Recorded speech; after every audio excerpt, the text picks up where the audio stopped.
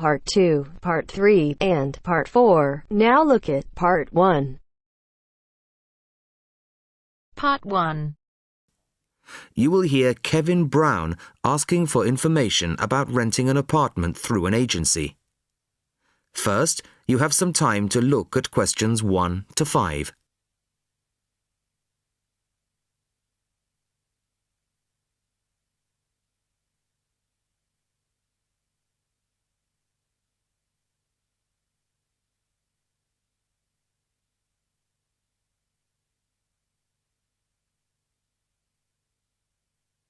Now the test will begin.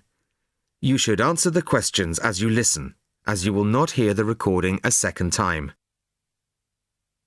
Listen carefully to the first part of the conversation and answer questions 1 to 5. Good afternoon. How can I help you? Hello, my name's Kevin Brown. I saw your advertisement in today's local paper, apartments to let in all areas of the city. Yes, Mr. Brown. We currently have several properties available. What part of the city were you thinking of? Well, city centre ideally. OK. And what price range are you interested in? I don't really know. What have you got? Well, prices start at £400 a month, going up to £1,000 a month. OK. And what's the difference? What does the price depend on? Well, the number of bedrooms mainly. Uh-huh. The cheaper apartments have 1 bedroom, while the most expensive have 3 or 4 bedrooms. OK. 2 bedrooms would be nice. So I'll say 2 bedrooms up to £600 a month. Mm-hmm. Do you have anything like that? Right, sir. We have... just give me a moment, please. Mm-hmm. We have 2 properties that might interest you. One is in North Street. It's a very nice apartment, but it's £750 a month. But that includes a private parking space. £750. That's a bit higher than I'd like to go, really. Do you have anything less expensive? Yes. We have another one at £625 a month. £625? Mm-hmm. All right, that sounds interesting. Where is it? It's in Cornell Road, at number 12B. I don't know that. How do you spell it? It's Cornell.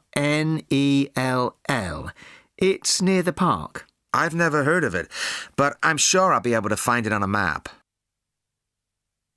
Before you hear the rest of the conversation, you have some time to look at questions 6 to 10.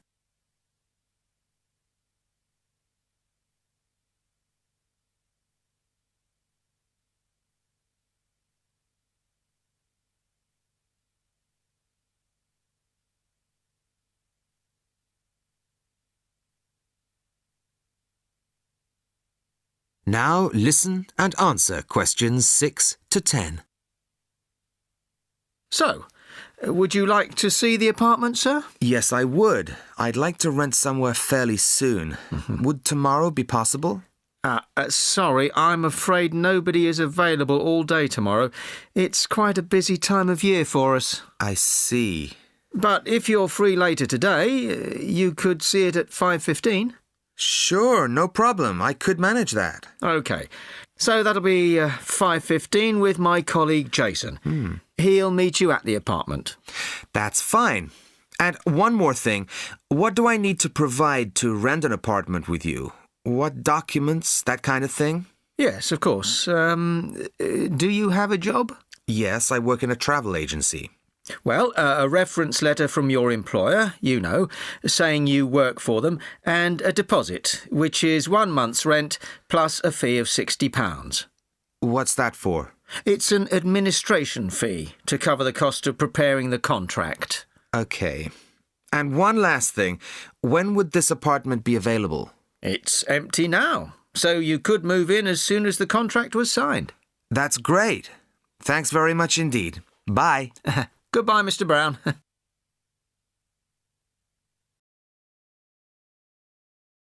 That is the end of Part 1. You now have half a minute to check your answers.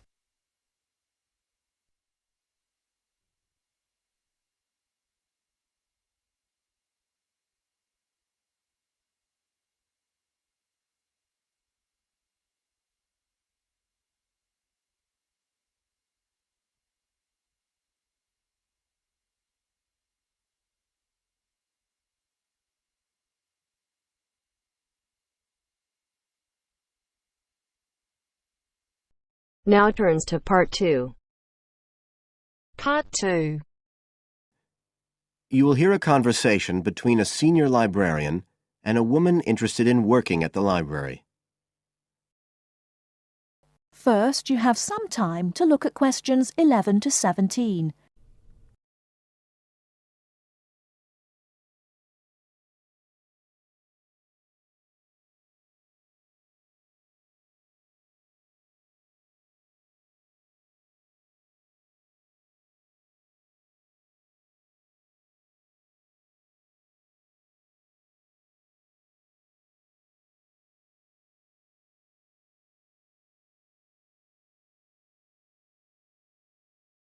Now, listen carefully and answer questions 11 to 17. I'm interested in doing some work for the library. Are you the person to speak to? Yes. Right. Well, what sort of work are you interested in? Well, I've just come to live here in Australia. I don't want a full-time job until my children have settled down, but I really need to get out of the house a bit. And I heard you need voluntary workers for various projects. Right. But I don't know if I have the right skills. Well, we do provide training. Oh! We always include an orientation to the library, together with emergency procedures. That's fire regulations, emergency exits, first aid so you can cope with accidents or sudden illness. Things like that which are necessary for anyone who's working with the public. Then we give specialist training for particular projects, like using our database system. I do have quite good computer skills, in fact. Oh, great. Is there any sort of dress requirement? Well, all staff have to wear a name badge, so they can be identified if they go outside the staff-only areas. But apart from that, there aren't many regulations. We ask you to sign in and sign out for insurance purposes, but that's all. How about transport? Do you live locally? Well, not too far away. I'm at Porpoise Beach. My husband needs a car during the day, but it's only about 20 minutes on the bus. In fact, we can reimburse part of your travel expenses in that case. Oh! Would that be the same if I came by car? No, because parking is such a problem here. One thing we are looking for, though, is someone who can drive a minibus. No problem. So, do the projects involve going outside the library? Some, yes, but not all. We've just finished one which involved working with photographs taken of the area 50 or 100 years ago. It basically involved what we call encapsulation. Putting them in some sort of covers to keep them safe? Exactly. It's time-consuming work, and we were very grateful to have help with it. Then, sometime next year, we're hoping to begin working on an initiative involving the sorting and labelling of objects relating to local history. We'll be needing help with the cataloguing. Well, I'd definitely be interested. How about at present? Well, we have a small team who work to support those who are unable to read. Working with the blind? Yes, or other groups who have reading difficulties. We provide volunteers with equipment so that they can take books home with them and read them aloud onto CDs. We're gradually building up a collection that can be lent to those who need them. I can see it would be useful, but I'd really like to do some sort of work where I can get the chance to meet people. How about reading stories to children? That's done by our regular staff. But we do have another project.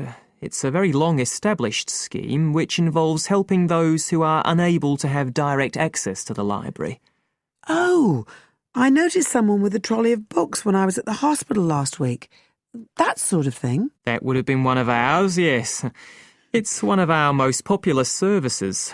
Lots of people who wouldn't dream of going to the library normally when they're at home borrow a book when the trolley comes round the ward. I can imagine. Yes, I'd definitely be interested in that. Right, so how do I enrol? Well, we do ask all volunteers to commit themselves to a regular period each week. I could probably do 5 or 6 hours. Oh, be careful not to take on too much. But we do need someone for a couple of afternoons from 2 to 4, so 4 hours altogether. That sounds fine.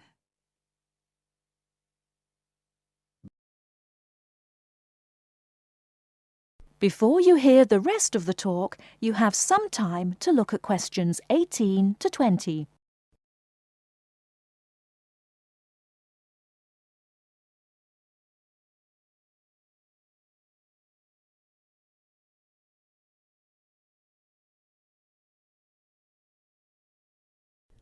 Now listen and answer questions 18 to 20. Right, so here's the application form. It asks the usual questions, name and address and telephone number. You also need to fill in details of who we should get in touch with in case of any accident or problem like that. We do need to have that filled in. And there's a space for date of birth, but that's only if you're over 75, so we won't worry about that. No. Oh, it asks for qualifications. Do I need to provide certificates? They're not necessary. We'll need the names of 2 referees, not relatives or family members, obviously. What else? Signature of parent or guardian. That won't be necessary, as I assume you're over 18. Yes. What's this? It says civil conviction check. That's a document we have to provide by law for those working on projects involving children, so we won't need it in your case. But you will need to sign this separate document. That's a copy of commitment. It's basically an agreement to work according to the library guidelines. So, if you'd like to fill this all in, you can do it here or take it home, whichever you prefer. I'll take it home if that's okay. Right, well, thank you for your time. That is the end of part 2. You now have half a minute to check your answers.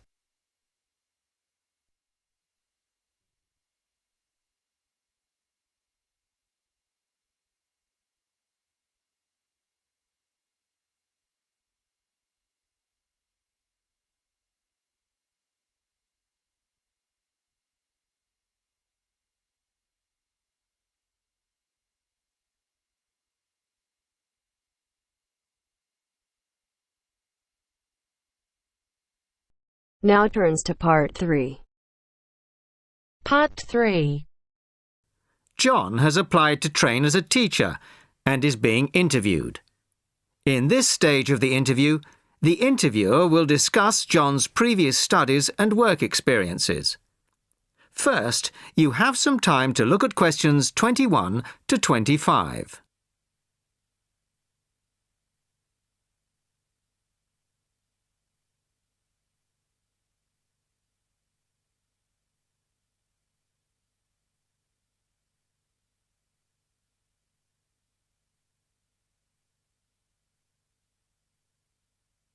Listen carefully to the first part of the conversation and answer questions 21 to 25. Hello, come in and take a seat. You are John Evans? Yes, I am. Well, as I'm sure you're aware, the purpose of this part of the interview is to go over your CV and talk a little further about your previous studies and experiences. Yes. So, your first degree was in French, of course? Yes, with a minor in film studies. An interesting combination. Mostly French films, presumably? Well, European cinema in general, but with a bias towards French cinema. Ah, and your degree took 4 years? Yes. In the 3rd year, I was an exchange student at Bruges University in Belgium. I was there for a full academic year, 9 months. Right. Well, you graduated 2 years ago, and then you took some time out, as it were. Yes, I spent 6 months as a volunteer working on restoring historic buildings in France. Oh. Was that with a well-known organisation? They're called Restoration Vacations here, but they operate under different names in several countries. I think they're quite well known. So, it was a 6-month vacation, really? No, I went for a week, but really liked it, and I got asked to stay on as a translator. Because I could speak French quite well, it was my job to liaise between the owners of the buildings and the English-speaking volunteers. That must have been a very enjoyable experience. Before you hear the rest of the conversation, you have some time to look at questions 26 to 30.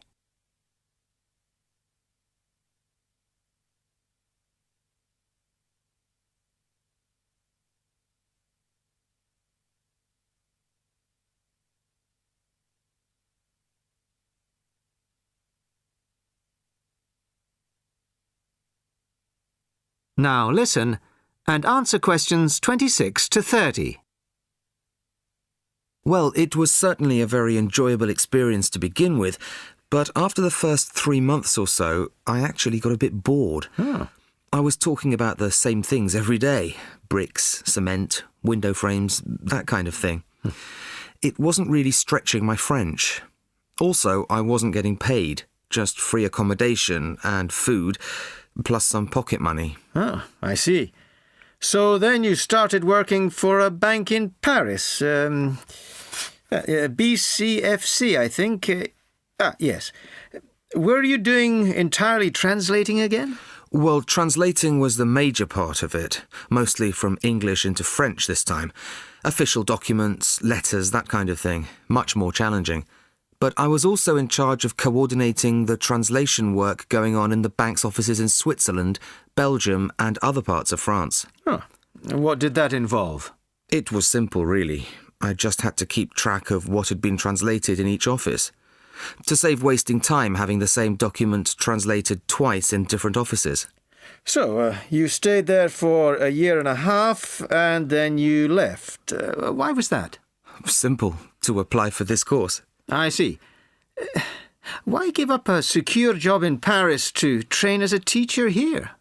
I've always imagined that I'd be a teacher, really. I loved being in Paris, but I wouldn't want to spend the rest of my life working for a bank. Do you think your experiences in France will help you as a teacher of French? It certainly helped my French, and my experiences certainly gave me a much better understanding of French culture. Although that may not be of enormous use when it comes to standing up in front of a class of British 13-year-olds. Perhaps not. Thank you very much. The next stage of the interview will be conducted by my colleague in room 207. That is the end of part 3. You now have half a minute to check your answers.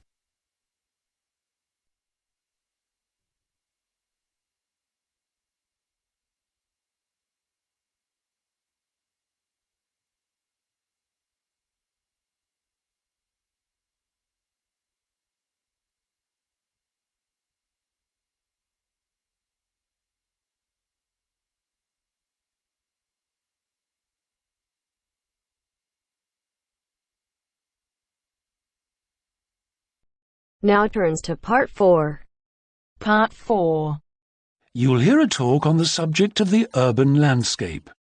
First, you have some time to look at questions 31 to 40.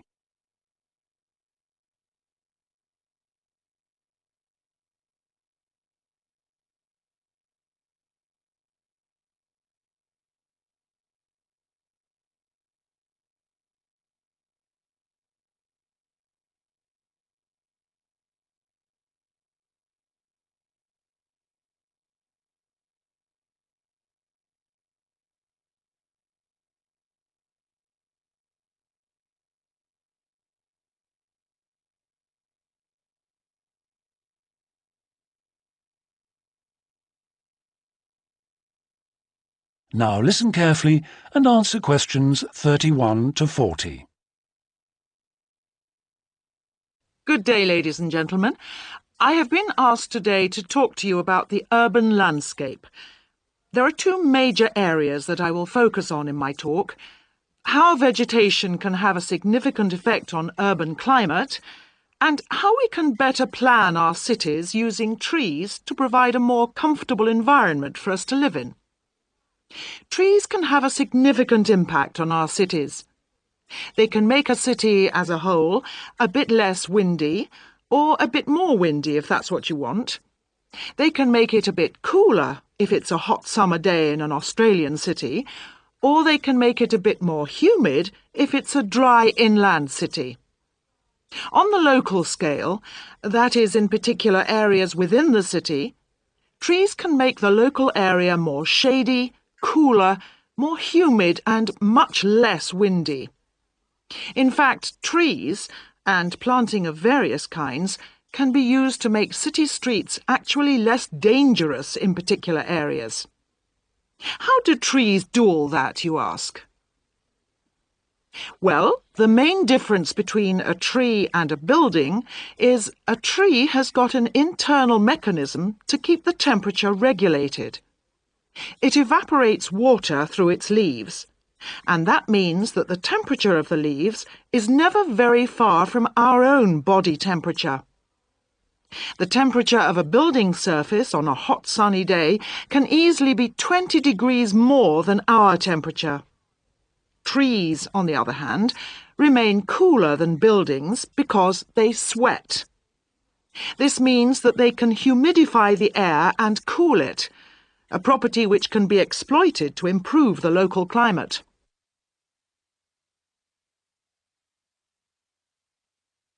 Trees can also help break the force of winds.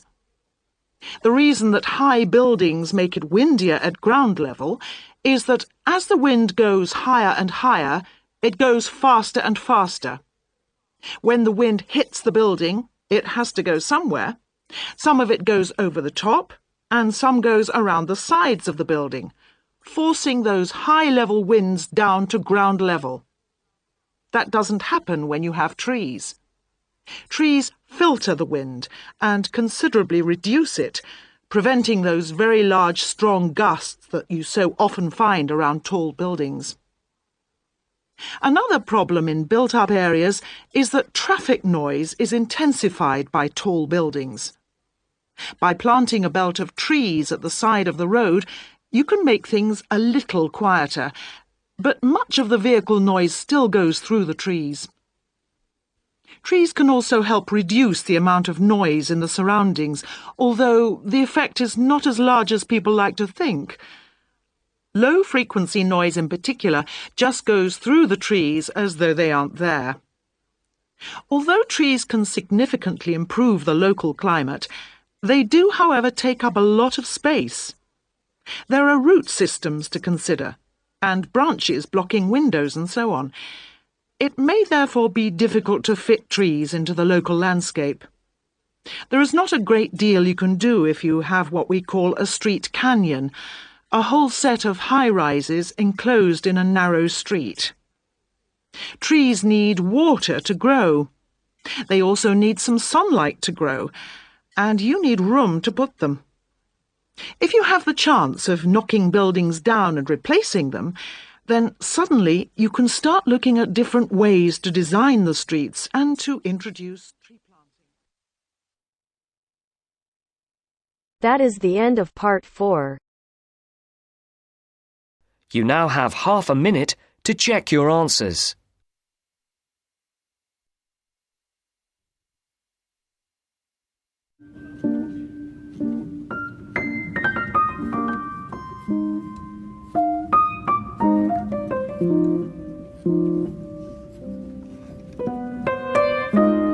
That is the end of the test. You now have 10 minutes to transfer your answers to your Ielts listening answer sheet.